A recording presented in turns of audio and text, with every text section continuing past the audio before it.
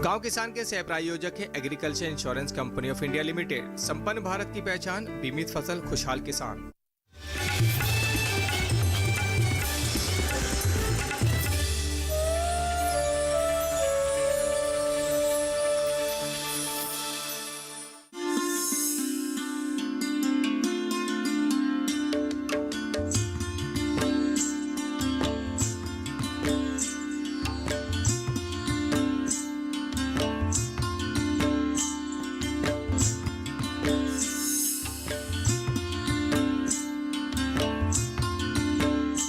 नमस्कार, आप देख रहे हैं दूरदर्शन किसान। कार्यक्रम गांव किसान में आप सभी का स्वागत है। मैं हूं मोनालिसा। इस कार्यक्रम में अलग अलग सेगमेंट के माध्यम से हम कृषि और पशुपालन से जुड़ी महत्वपूर्ण जानकारी आपके लिए लेकर आते हैं। इसी कड़ी में आज इस कार्यक्रम में खेती किसानी में जहां हम बात करेंगे भारतीय कृषि अनुसंधान संस्थान के बीज वितरण कार्यक्रम की, तो वहीं हमारा पशुधन में बात होगी बकरी पालन के बारे में। साथ ही कामयाब किसान में मिलवाएंगे जैविक खेती कर सफलता हासिल करने वाले एक प्रगतिशील किसान से। तो आइए शुरू करते हैं आज का ये कार्यक्रम।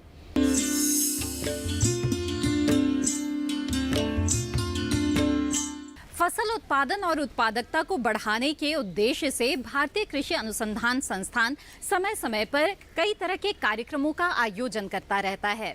हाल ही में अनुसूचित जाति उप परियोजना के अंतर्गत भारतीय कृषि अनुसंधान संस्थान पूसा नई दिल्ली ने बीज वितरण कार्यक्रम का आयोजन किया और इससे किसानों ने काफी लाभ उठाया।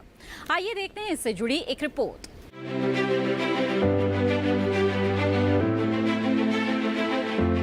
भारतीय कृषि अनुसंधान संस्थान पूसा समय समय पर किसानों के लिए कई महत्वपूर्ण कार्यक्रमों का आयोजन करता रहता है, जिससे किसान को नवीन जानकारी तो मिले ही, साथ ही किसान इनका लाभ लेकर कृषि के क्षेत्र में अभूतपूर्व लाभ भी ले सके। हाल ही में भारत सरकार की अनुसूचित जाति उप परियोजना के अंतर्गत पूसा द्वारा विकसित फसलों की उन्नत किस्मों का बीज वितरण समारोह आयोजित किया गया, जिसमें उत्तर प्रदेश गौतम बुद्ध नगर के किसान शामिल हुए। खरीफ सीजन 2021 के दौरान देश के 3 राज्यों के 23 जिलों में कुल 1615 अनुसूचित जाति के किसानों को शामिल किया गया था। गौतम बुद्ध नगर में आयोजित कार्यक्रम में जहां धान, मूंग, अरहर और सब्जियों की IARI की उन्नत किस्मों का प्रदर्शन आयोजित किया गया, वहीं किसान प्रशिक्षण और संगोष्ठी का आयोजन भी किया गया। कार्यक्रम के मुख्य अतिथि भारतीय कृषि अनुसंधान संस्थान के निदेशक डॉक्टर AK सिंह ने बताया कि भारत सरकार का SCSP कार्यक्रम उत्तर प्रदेश, हरियाणा और दिल्ली के जिलों में लागू किया जा रहा है। भारतीय कृषि अनुसंधान परिषद के अंतर्गत पूसा संस्थान और इसके साथ ही साथ बहुत सारे संस्थान हैं, 105 संस्थान, सभी जगह यह कार्यक्रम चल रहा है परिषद के द्वारा। इस कार्यक्रम के तहत हम पूसा संस्थान के द्वारा विकसित तकनीकियाँ, उसमें उन्नत किस्में और उन प्रजातियों का बीज, कृषि यंत्र, दवाएं इत्यादि जो कृषि के उपक्रम हैं उनको लेकर किसान भाइयों के पास आते हैं। और इसमें हम लोगों ने 5 गाँव ग्रेटर नोएडा के अंदर चयनित किया है। इन गांवों में हम लोगों ने धान की 2 प्रजातियां पूसा बासमती 1121 और पूसा बासमती 1509 का बीज दिया था। इसके साथ ही साथ एक और नई प्रजाति धान की आई है पूसा बासमती 1692। इनका सबका बीज, इनका प्रदर्शन किसानों के यहाँ लगाया है। मुख्य उद्देश्य इस परियोजना का यह है कि बीज के साथ साथ हम ज्ञान भी किसान भाइयों को देते हैं ताकि उसका प्रयोग करके वो अधिक से अधिक लाभ खेती में उठा सकें। इस योजना के तहत गरीबी रेखा से नीचे के अनुसूचित जाति के किसानों को बीज, खाद, पौध संरक्षण, रसायन और कृषि यंत्र देकर लाभान्वित करने का लक्ष्य रखा गया है। अनुसूचित जाति सब प्लान है, उसके तहत इस प्रोग्राम का आयोजन किया गया। भारी संख्या में अनुसूचित जाति के किसान भाई यहाँ पर आए। हमने पहले ही इससे यहाँ पर जो धान की खेती के लिए जो बीज वितरित किए थे और उनको ट्रेनिंग दी थी, उसको आगे बढ़ाते हुए अब हम यहाँ पर इस बात पे आए हैं कि जो आगे की जो खेती है ये, इसमें कैसे हम इस समय क्या क्या कार्यक्रम करें, किस किस तरह का, कैसे पौधे का संरक्षण करें, कैसे उनको रोगों से दूर रखें, कीटों से दूर रखें, और ताकि अच्छी से अच्छी फसल हमारे किसान भाई पैदावार पा सकें, उसके लिए यहाँ पर आए हुए हैं। कार्यक्रम में किसानों को सरसों, गाजर, सब्जी कीटनाशक, नैपसेक स्प्रेयर वितरित किए गए, जिन्हें पाकर किसानों के चेहरे खिल गए। मैं अनुसंधान से काफ़ी दिन से जुड़ा हुआ हूँ और जो भी फसल बुती है, अब तो धान की फसल बुई हुई है, पहले मूंग की बुई थी, तो इसमें दुगनी पैदावार होती है। इसे जुड़ने के बाद काफ़ी प्रॉफिट है। नई नई प्रजातियों के बीज और कीटनाशक निःशुल्क वितरित किया जा रहा है और किसानों को फसलों के बारे में नई नई किस्म की जानकारी दी जा रही है। यहाँ पे पूसा संस्थान के बड़े बड़े साइंटिस्ट, निदेशक सभी ने यहाँ पर संबोधित किया है और किसानों की मदद के लिए नए नए बीज उपलब्ध कराए हैं।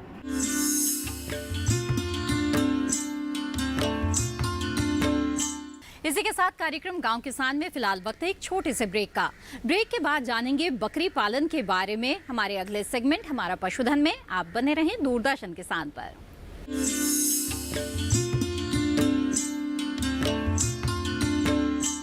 जानेंगे क्या है किसानों का हाल। हम पहुंचेंगे आपके गांव। मिलेगा सरकारी योजनाओं का ज्ञान। जब लगेगी चौपाल, देखिए चौपाल चर्चा सोमवार से शुक्रवार सुबह 9 बजे सिर्फ दूरदर्शन किसान पर।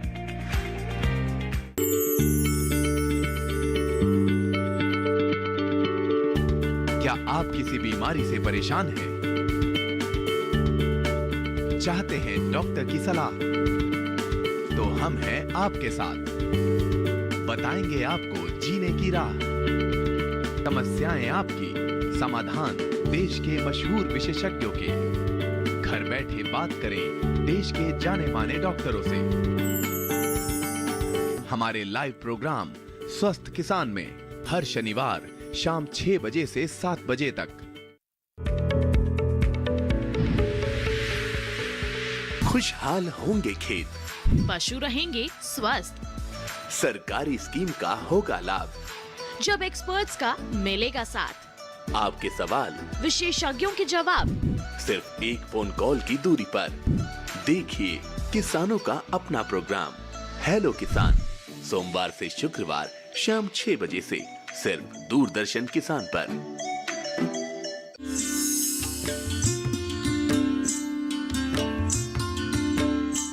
ब्रेक के बाद आप सभी का फिर से स्वागत है कार्यक्रम गांव किसान में। बकरी पालन से ज्यादा मुनाफा हो और नुकसान की आशंका कम से कम हो, इसके लिए सबसे ज्यादा जरूरी है समय से बीमारियों की रोकथाम। बकरियों को किन बीमारियों की आशंका ज्यादा रहती है और इससे बचाव के लिए क्या उपाय अपनाए जा सकते हैं, ये जानने के लिए देखिए हमारी ये खास रिपोर्ट।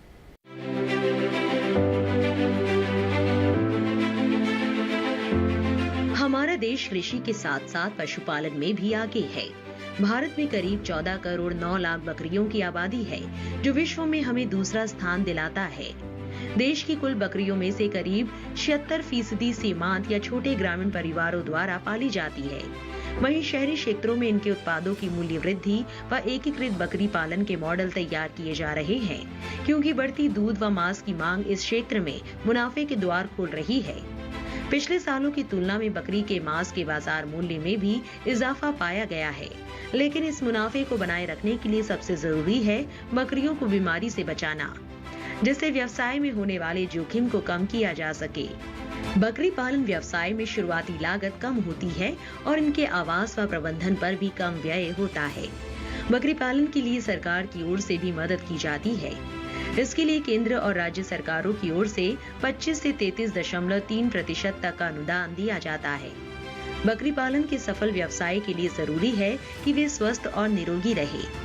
अगर बकरियां बीमार हो जाए तो रोगों को पहचान कर तुरंत उपचार कराएं। बकरियों को बीमारी से बचाने के लिए समय से उपचार करना बेहद जरूरी है। इसके लिए पशुओं पर सतत निगरानी रखें और असामान्य लक्षण दिखाई देने पर पशु चिकित्सक से संपर्क करना चाहिए। बकरियों में खासकर इन रोगों के होने की आशंका बनी रहती है, जैसे चेचक। ये विषाणु से होने वाला संक्रामक रोग है जो सांस व त्वचा के घाव के माध्यम से पशु के शरीर में पहुंचता है। इसके लक्षण ये हो सकते हैं, जिसमें बीमारी के लक्षण 2 से 7 दिन के अंदर सामने आते हैं। साथ ही पशु के शरीर का तापमान बढ़ता है, नाक और आंख से पानी निकलता है, पशु के मुंह, थन और पूंछ के नीचे के हिस्से में छाले निकल आते हैं। इस बीमारी में स्वस्थ पशुओं को बीमार बकरियों से अलग रखा जाता है। छालों, घावों को हाइड्रोजन परऑक्साइड और गुनगुने पानी से साफ करना होता है। साथ ही दवाओं के लिए पशु चिकित्सक से संपर्क कर लेना चाहिए। वैसे इन बीमारियों से बचाव के लिए पशु को पहले ही टीका लगवा लेना चाहिए।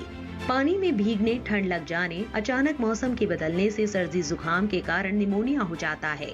जुकाम पुराना हो जाने पर छाती में कफ जमा हो जाता है, जिससे निमोनिया हो सकता है।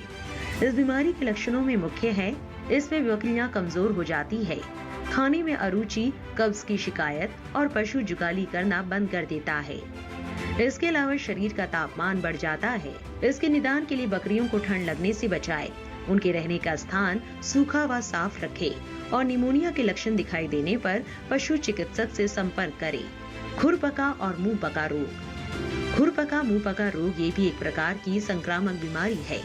बकरी सहित सभी खुर वाले पशुओं को ये रोग हो सकता है। इस रोग में पीड़ित पशुओं के मुंह व पैर में घाव होना सबसे पहला लक्षण है। इसमें पशु को तेज बुखार आता है, उसके शरीर का तापमान बढ़ता है, जीभ पर फफोले निकलते हैं, जो कि बाद में फटकर घाव बन जाते हैं। खुरपका में खुरों के बीच घाव हो जाने के कारण पशु चल फिर नहीं सकता। इन रोग की रोकथाम के लिए भी टीकाकरण करवाना चाहिए।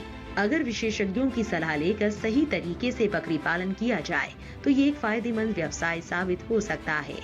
हर छोटी बड़ी समस्या के लिए कृषि विज्ञान केंद्रों द्वारा समय समय पर मार्गदर्शन दिया जाता है।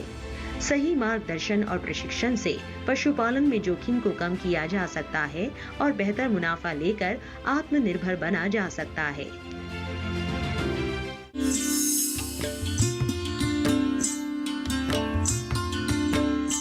पशुओं से अच्छा उत्पादन प्राप्त करने के लिए जरूरी होता है मौसम के अनुसार उचित पशु प्रबंधन।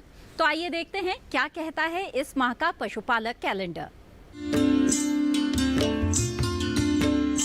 पशुपालक कैलेंडर। सितंबर माह में ध्यान देने योग्य बातें। सितंबर माह में पशुओं को दिन के समय धूप से बचाने की समुचित व्यवस्था करें। पशुओं को रात के समय ठंड से बचाने के लिए छप्पर इत्यादि के नीचे बांध कर रखें। चारागाह व बाड़े की साफ सफाई का विशेष ध्यान रखें। फर्श चूने के घोल का छिड़काव करें। बाड़े के आसपास गंदा पानी एवं गंदगी एकत्रित ना होने दें। परजीवी नाशक दवा या घोल अवश्य पिलाएं। परजीवी नाशक दवा को हर बार बदल बदल कर उपयोग में लाएं। नजदीकी पशु चिकित्सालय में जाकर गोबर की जांच अवश्य कराएं। मेमनों को इंटेरोटॉक्सीमिया रोग का टीका लगवाएं। कोलिबेसिलोसिस, साल्मोनेलोसिस, कवक फफूंदी, गलघोटू एचएस और लंगड़ी बुखार यानी बीक्यू के टीके पशु में अवश्य लगवा लें। रोग होने पर पशु चिकित्सक से तुरंत संपर्क करें। इसी के साथ कार्यक्रम गांव किसान में वक्त है एक और छोटे से ब्रेक का। ब्रेक के बाद देखेंगे कामयाब किसान। आप बने रहें दूरदर्शन किसान पर।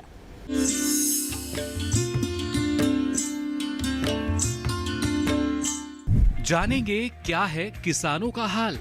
हम पहुंचेंगे आपके गांव। मिलेगा सरकारी योजनाओं का ज्ञान। जब लगेगी चौपाल।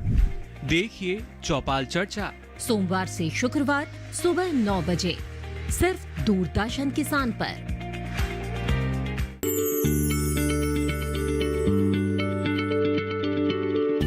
क्या आप किसी बीमारी से परेशान हैं? चाहते हैं डॉक्टर की सलाह? तो हम हैं आपके साथ। बताएंगे आपको जीने की राह। समस्याएं आपकी, समाधान देश के मशहूर विशेषज्ञों के। घर बैठे बात करें देश के जाने माने डॉक्टरों से। हमारे लाइव प्रोग्राम स्वस्थ किसान में हर शनिवार शाम 6 बजे से 7 बजे तक।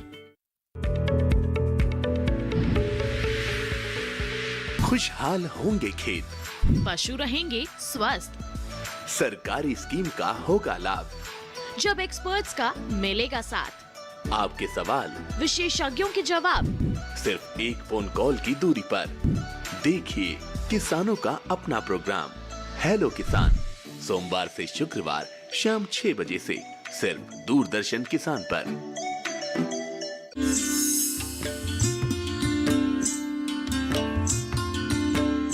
ब्रेक ब्रेक के बाद आप सभी का फिर से स्वागत है कार्यक्रम गांव किसान में। जैविक खेती हमारी परंपरा का लंबे समय से हिस्सा रहा है, तभी तो इसकी जड़ें आज भी उतनी ही मजबूत है जितनी कल थी। देश के अधिकतर किसान जैविक खेती को अपनाकर अपना ही नहीं पर्यावरण का स्वरूप भी संवार रहे हैं। कैसे, ये जानने के लिए आइए चलते हैं मध्य प्रदेश के बुरहानपुर जिले में। यहाँ के रहने वाले किसान गोपाल सिंह राठौर इसका जीवन संदेश दे रहे हैं। ये लगातार हो रहे अनुसंधानों का ही परिणाम है कि खेती का रूप बदल रहा है। अब खेती महज खेती नहीं बल्कि मुनाफे का सौदा बनती जा रही है। यही कारण है कि अब कई युवा नौकरी को छोड़ खेती और इससे जुड़ी विधाओं का रुख कर रहे हैं। साथ ही साथ युवा वर्ग जैविक खेती के महत्व को भी बखूबी समझ रहे हैं। इसीलिए पारंपरिक खेती को आधुनिक तौर तरीकों के साथ अपनाकर मोटा मुनाफा भी कमा रहे हैं। ऐसे ही एक किसान है बुरहानपुर के गोपाल सिंह राठौर, जिन्होंने खेती को नए आयाम देने में सफलता हासिल की, साथ ही संरक्षित खेती करके बेहतर लाभ भी ले रहे हैं। लहलहाते मुस्कुराते ये खेत है गोपाल सिंह राठौर के। गोपाल सिंह मध्य प्रदेश बुरहानपुर के अवाड़ा गांव के रहने वाले हैं। इन्होंने पोस्ट ग्रेजुएट तक की पढ़ाई करने के बाद महाराष्ट्र के एक निजी कृषि कॉलेज में नौकरी भी की है। यहाँ काम के दौरान गोपाल खेती किसानी से जुड़े प्रोजेक्ट को बारीकी से देखते, जिसके बाद उनकी जिज्ञासा और रुचि खेती की तरफ बढ़ने लगी। करीब 7 साल नौकरी करने के बाद गोपाल ने खेती करने का मन बनाया। हालांकि खेती की तरफ बढ़ना इतना आसान नहीं था, लेकिन गोपाल के मजबूत इरादों के आगे हालात की ना चल सकी और गोपाल ने छोटे स्तर से खेती करना शुरू किया। वर्तमान में पारंपरिक खेती करने वाले गोपाल पहले खेती में रसायनों का जमकर इस्तेमाल किया करते थे। इसी दौरान उनके रिश्तेदार को कैंसर की बीमारी हो गई, जिसके पीछे कहीं न कहीं रसायन युक्त फसलें थी और इसी घटना को गोपाल ने रसायनों का इस्तेमाल बंद कर दिया इसके बाद गोपाल ने एक छोटा सा किचन गार्डन बनाया, जिसमें रोजमर्रा की सब्जियां उगाने लगे और इसके लिए गोपाल जैविक खाद का ही इस्तेमाल करते। घर के आंगन में होने वाली सब्जियों के स्वाद में गोपाल को काफी अंतर मिला, जिसकी जानकारी गोपाल ने बाकी किसानों से साझा की। इसके बाद गोपाल अपने सहयोगियों को भी ऐसा करने के लिए प्रेरित करने लगे, साथ ही पौधे भी उपहार स्वरूप देने लगे। इस कामयाब प्रयोग को आगे बढ़ाते हुए गोपाल अब बड़े पैमाने पर जैविक खेती करने लगे। आज उनके खेतों में शिमला मिर्च, तरबूज, खरबूजा, टमाटर, लौकी, तोरई, बैंगन और केले जैसी फसलें लहलहा रही है। गोपाल करीब 20 एकड़ जमीन में जैविक फसलें लगा रहे हैं, साथ ही मौसम के अनुसार फसलें लगाकर लाभ कमा रहे हैं। यहाँ पे मैं 20 एकड़ में खेती कर रहा हूँ। यहाँ 20 एकड़ में लगभग 8 से 10 एकड़ में मेरा सब्जी भाजी चलते रहता है। सब्जी भाजी और फ्रूट। सब्जी भाजी में हर तरह की सब्जी भाजी जो डेली हमारे घर में यूज़ होती है वो वाली सब्जी भाजी लगाई जाती है, जैसे बैंगन, टमाटो, गिलकी, करेला, लौकी, शिमला मिर्च, फिर हरी मिर्च, हरा धनिया, मेथी, पालक, क्योंकि हमको कस्टमर को सारी सब्जी देना है, फैमिली पैक बना के देना है। तो लगभग सीजन के हिसाब से टोटल सब्जी भाजी हम लोग कर रहे हैं। फ्रूट में पपई कर लेते हैं, तरबूज करते हैं, खरबूज करते हैं। सीजन के हिसाब से फ्रूट भी चेंज करते हैं। वो बताते हैं कि शुरुआती समय में इतना मुनाफा नहीं मिला, लेकिन धीरे धीरे फसलों का सही दाम मिलने लगा। इसके लिए गोपाल ने सोशल मीडिया का सहारा लिया और अपनी जैविक फसलों की जानकारी लोगों तक पहुंचाई।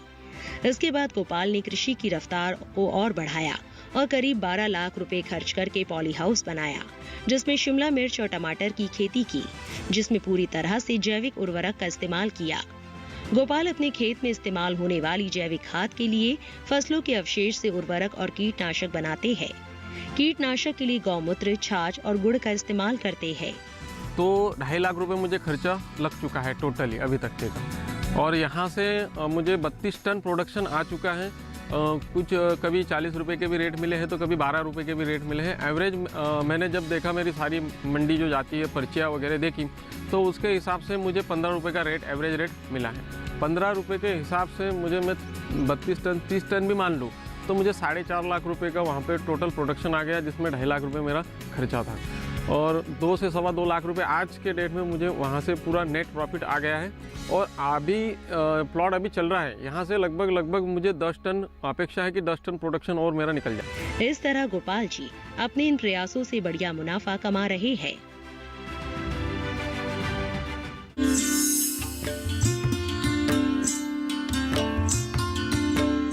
ये था आज का गांव किसान कार्यक्रम। हमें उम्मीद है कि आज की कड़ी आपको जरूर पसंद आई होगी। अगर ये कार्यक्रम आप दोबारा देखना चाहते हैं तो टीवी स्क्रीन पर दिए जा रहे QR कोड को स्कैन करके आप दूरदर्शन किसान के YouTube चैनल पर ये कार्यक्रम दोबारा देख सकते हैं। इसी के साथ मुझे दीजिए इजाजत। आप बने रहें दूरदर्शन किसान पर। नमस्कार।